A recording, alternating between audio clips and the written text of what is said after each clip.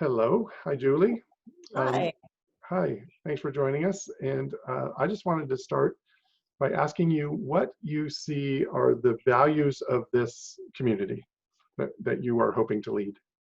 Well, I think the values of this community are many. This is a community that I often say is full of really smart people. And I don't know if smartness is a value, but I think it is. There's a lot of intelligence. I feel like there's a lot of innovators and entrepreneurial thinking in this community. I think that it is at its core a compassionate, fun-loving place where people do want to help each other out, and they also want the opportunity to know each other. It's a very social kind of place. And I think that that kind of energy and engagement brings us forward as a community to do things together that would not be possible if we didn't have those values. So, I feel the minute I met this place, I fell in love with it and its people, and nothing's changed. I'm still madly in love with it. Hmm, lovely. And so what are your kind of personal values that you feel like are aligned with what the community's values are and and or at odds with what the community's values are? Well, I don't feel at odds in any way. I tend to be a very curious sort of person. I was a journalist all my life, and I love asking questions and learning people's stories. I kind of feel like that's the thing that drives me. And I think that this is a town of a lot of stories. Every town has a lot of stories, but Ashland, if it were a person, would be fascinating. I would interview it every week and ask it new things about what it learned. Um, and so I don't feel at odds in that way. I think that curiosity leads to problem solving and innovative solutions. And I think Ashland is engaged in that way. And I am too. I've always been a person ever since I grew up on an organic farm here in the Pacific Northwest, in a little town outside of Seattle. And, there wasn't a ton of money, but there was a lot of problem solving. Every day you wake up and go, oh no, brown snails, what do we do? And, there was no use of poison or anything. So we had to, get some ducks in the pond and take care of it that way. And that's never left me. I still have that spirit of wanting to figure out how to solve problems in the least intrusive, most compassionate way. And that's a big driver, I think, for Ashland and me too, is that compassion is really where we need to be. I think that we've all tried the thing, ever since that movie Wall Street with the character Gordon Gekko, greed, for lack of a better word, is good. No, it's not. It's actually not good. Not for a lack of a better word. It just isn't.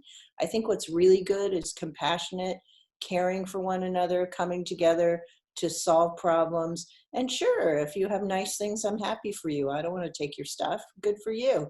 Let's just make sure everybody's cared for. That's not so hard. And I think we in Ashland hold that value, and I do too. Hmm. And so how in your personal life, how do you see these values kind of coming to fruit or being revealing themselves? In every way, every day, all the time. Honestly, I think it was about 6 years ago, maybe seven, that I call it quitting my life. I stopped my standard way of living that I was engaged in. The big job, the house, the cars, the etc. And I had this epiphany about how I wanted to spend the rest of my life, and I wanted it to be small, and I wanted it to be in service, and I wanted it to be fun. And that's what I did. So to me, I think really, words are fine and ideas are fine, but unless you're actually living your values, if you're not in alignment, then they're not really as true as they could be. So for me, I'm in alignment. I try to be in alignment in every single way. I live on a plant-based diet because I just don't want to do any harm. And you could say, well, none of us want to do harm, and that's true. This is how I'm choosing to navigate through my life, is trying to do no harm in every way conceivable. So, in my backyard, I have a little organic patch, and I had brown snails this year, and I was like, all right, guys, and I literally moved them on.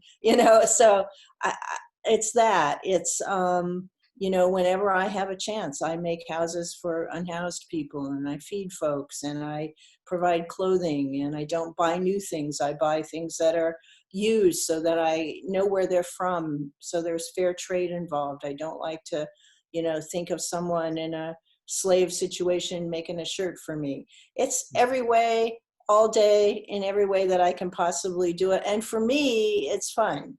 Might not be fun for somebody else, but for me, I'm thinking like, how did I navigate my day? And was I as kind as I could have been? Aldous Huxley, who's a great writer, and I'm a huge admirer of his, and as I'm sure many are, said when he was about to leave this earth, of all the books I've read and written, it could have been boiled down to this: I wish I would have been a little kinder. Hmm. And I love that quote. And I think of that often. I just want to be a kind, caring person who looks for the least intrusive and most beneficial way to solve problems. Hmm. Beautiful. Thank you. Um, so how do you, so we've talked about greed and we've talked about kindness, Hmm. right? And so how do you see Ashland kind of unfolding into this beautiful future that's possible for us? I see us working together to solve some of these problems like we have in the past. I see us, we got a budget issue. That's the hard numbers. We're spending a lot of money prior to the pandemic. And I think the feeling was that we were on a roll here with tourist money and that it would continue. And then, we didn't really do the saving for the rainy day thing. And we needed to do that. And so I think we have to come back together and figure out how to do that. It's not super complicated. It can be done. The Citizen Budget Committee had lots of good ideas. There are still people with good ideas on how to do this, but it does come. Unfortunately, we got to tighten our belt here and get realistic. For short term, long term, how we're going to solve this is innovation and creativity.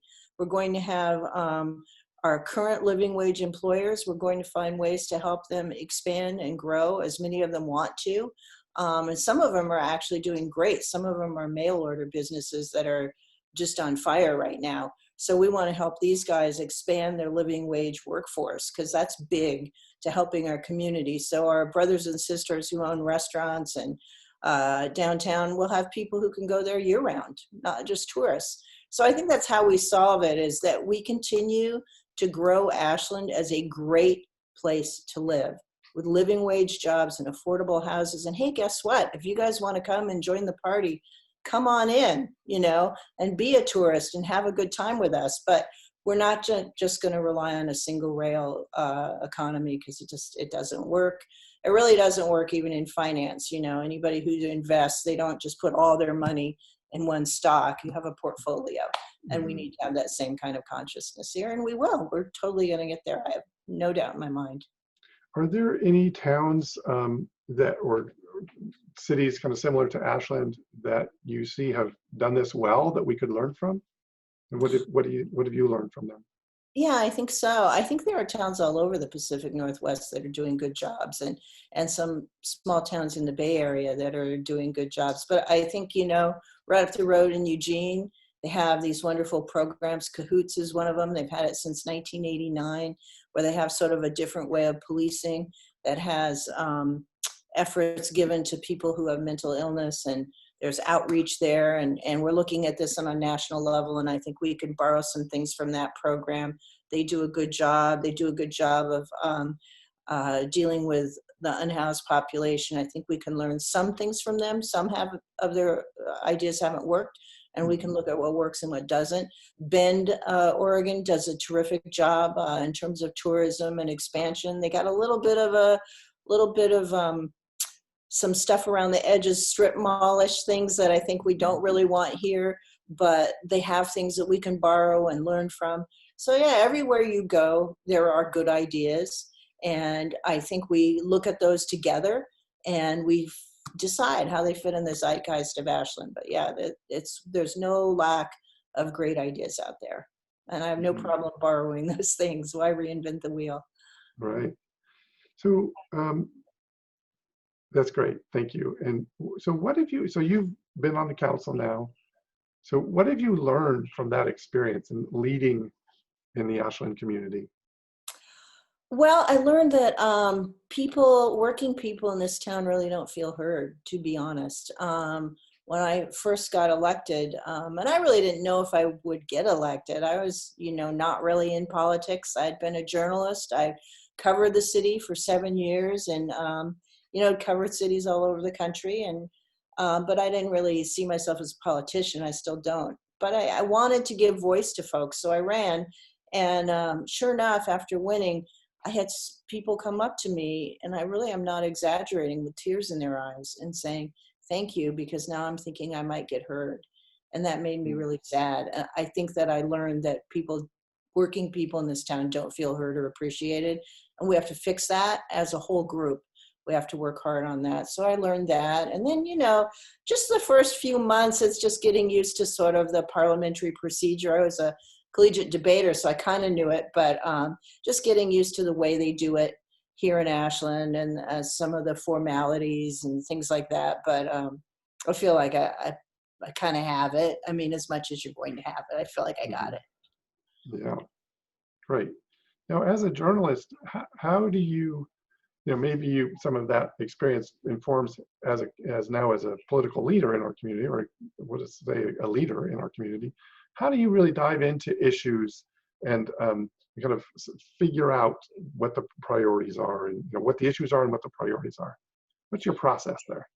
Well, and I'm a natural born researcher, which is what drew me to journalism in the first place. So I enjoy the research in terms of the numbers that are behind things, and the thinking, the history of any issue that we would take up.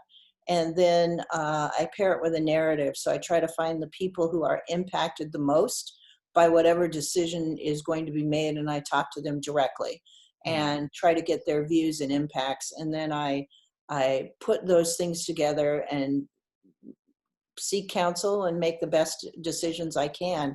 Um, I'm really big on listening. And I think that when people come and do their 3-minute talk before the city council, it's really important to listen deeply and take some notes and think about that and follow up on what people are saying. Even if it's not on an agenda, I seek ways to get that on an agenda, what people have to say, because it doesn't belong to me. This is your city, your town. I want it run the way you want, and I want it to be fair and compassionate for everybody. So that's sort of my process, and so far it's serving me pretty well. The information is out there. Fortunately, we live in an open government, and so transparency and being on the record is a big deal, and I urge everyone to take advantage of that. If you have questions, get them answered, and if you can't get them answered, give me a jingle and I'll find a way, because that's how we make our best decisions, is in good information. An informed electorate is a successful electorate. Hmm. Agreed. Mhm. So, so now you've been involved with the community during your term. What do you see as these core issues that really need to be resolved? Kind of the big open issues right now for Ashland. Well, I mean, this budget, it's a bummer to say that, right? It's not the most exciting thing. I'd love to, Hmm. say ice cream for everybody for a year, but it's the budget. James Carville, a political analyst, said for years, it's the economy, stupid. I'll keep that piece out, but it is the budget at this point. We're pacing 50% under what we thought we would have, or 6 million less than we hope to have. So we've got to figure out how to make up some of that ground and get our budget back on track. We have $39,000 in reserves out of a $308 million budget. That's scary, to say the least. We're staffed at roughly, even when you consider all of the extra stuff that Ashland has that other small towns don't have, we're still staffed at roughly 90 people for every citizen who lives here, and most towns are at around 200. So we're heavily staffed. That's not a bad thing. It's good for people to have jobs, but it might be we might have taken it a little too far, and we're going to have to look at that, because Hmm. when you've got numbers like we have, it just isn't sustainable, and it's not going to work. And there's no way, come heck or high water, I am in favor of raising any more taxes or fees. We're done on that. People cannot afford it. They're worried about food on the table. We can't raise that. So there's really only one way to go, short term, and that's tightening the belt. Long term, I think affordable housing, living wage jobs, that's what makes communities thrive. Bringing young families back who go to our schools and graduate from our high school and go to Southern Oregon University, having a thriving, vibrant place again. It's gotten a little too quiet for my taste. I want to bring young folks back in and have more diversity in our community. And I think that will serve us long term. And that's first get that budget under control and then start taking care of these other issues for sure. Mm-hmm. Yeah. So it's been said that a budget is a moral document, right? And so there are trade-offs that are going to have to be made in those decisions. You alluded to them, but I'd love for you to dig a little bit more deeply. How, as a community, do we have that conversation, right? Or how do we reconcile those competing values? I think it's an important thing that you're asking, and it's not necessarily easily done, but it can be done. And it is a moral document. It's true in your own house. How you tell me how you spend money, and I'll tell you what's important to you. And it's the same here in the city of Ashland. And I don't think that we've been necessarily spending money on the things that are most important to the people who live here. And so we're going to have to reconcile that. We're looking at capital improvement projects. Do they all need to be done? I'm going to argue that they don't. We need to keep our roads going for sure, and we need to keep our basic infrastructure. But we have a community center that's sitting over there behind a wire gate. It just doesn't need to be that way. We should have been spending money on those priorities, not some of these other things. That city hall bond should have never been on the ballot. It was inappropriate at the beginning of a pandemic, and I was the only person to vote against that. I looked around me thinking, how is that possible? That should not have happened. We should not have certified that jail for a vote. 86% of Ashlanders didn't want that and would have been disproportionately affected. Those are the kind of things that should not be put in front of voters and even asked about. These are not the ways that we can spend our money wisely. We need to spend our money on things that people need and care about, and not on what I consider unnecessary projects at this particular time. So capital improvement projects need to be analyzed, each one on their value, and not just throw money at things. We recently spent $75,000 on a study, and the parameters of the study were completely unknown. I don't know how many people are going to be surveyed. I don't know what questions they're going to be asked. I don't know what the goal is of the survey. Again, I voted no on that. That $75,000 may not sound like a lot of money in the scope of a budget, but it's a lot of money to individual people. And there are people in this town, like Ashland Works, who are trying to do good things and could use some help. And we're not giving them that help. So I think that's a bad priority. So yeah, I hope that answers it. I'm getting a little fired up here, Oh, that's but good. I think it does really matter how we spend our money, and that we're careful stewards, and that money has to be in the community in a way that serves the people of this community, not just the folks who are within the bubble of the city hall. And I think that those days have got to end. Mm-hmm. Beautiful. That's beautiful. Thank you. And um, and I'm wondering about, so you were talking about the bubble of City Hall, and most of what you said was about policy decisions that could be made by people, with their hands on the levers, and that's obviously critical given our structure. But to me, it occurs to me that also in our country and in our town, that our community is asking a lot of the elected officials and the staff to resolve some of these kind of the moral conflicts built into a budget decision, right?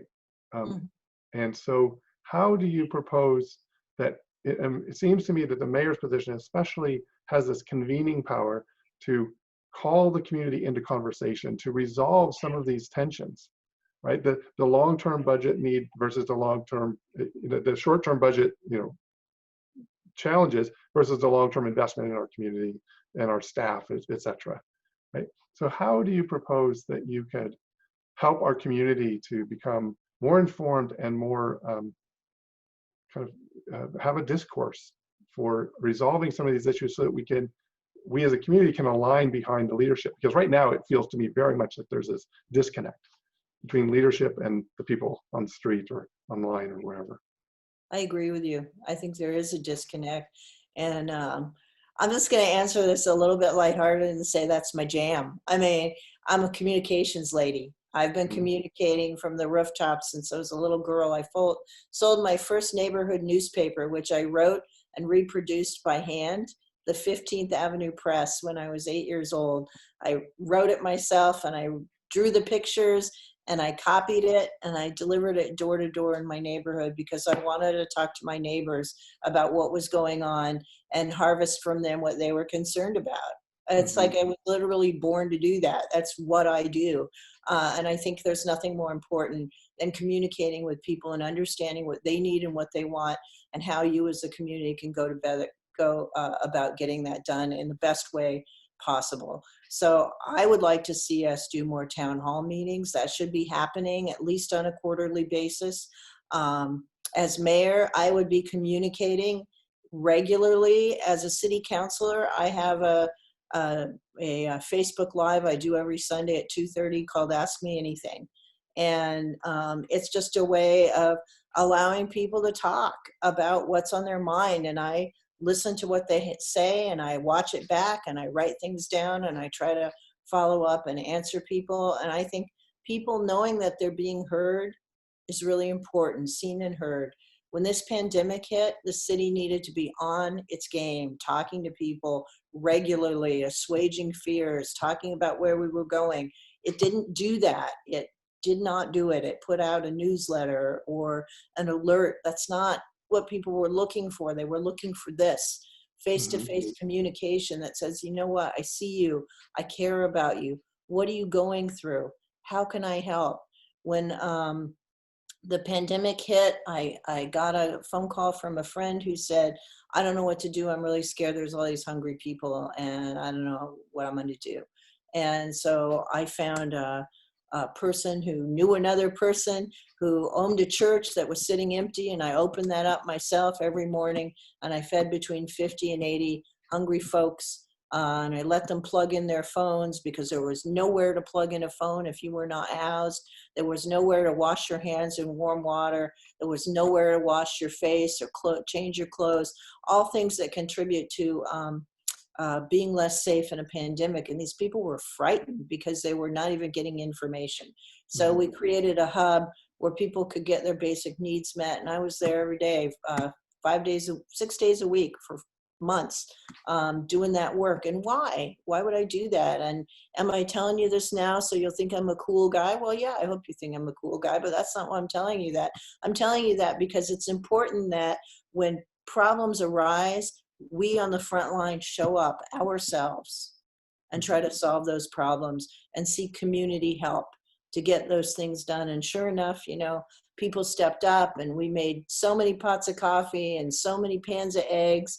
And, you know, eventually over time, those needs got met and I was able to step away and other people took over that.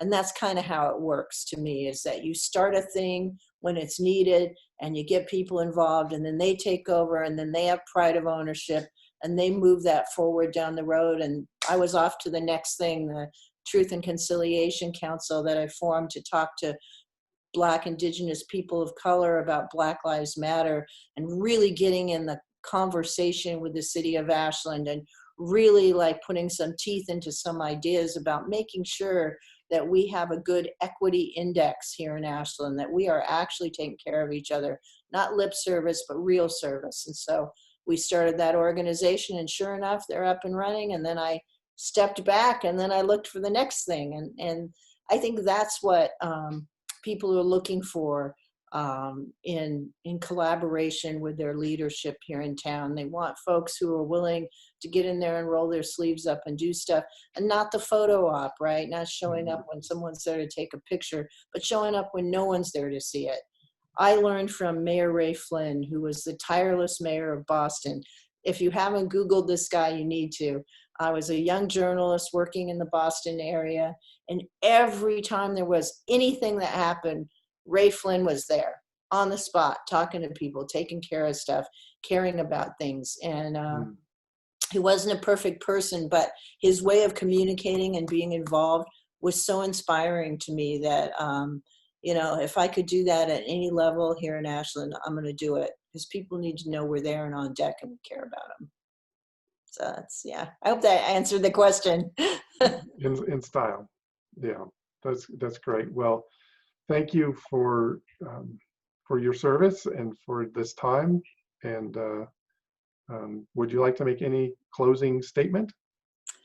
I think I'm going to close the way I learned to close. So that story I told you about when I sort of quit my life, I ran off to Upaya Zen Center, which is run by Roshi Joan Halifax. It's just a phenomenon of a person. And she would end all her talks the same way, and I'm going to do it this way. May all beings be happy. Thank you, Julie. Thank you.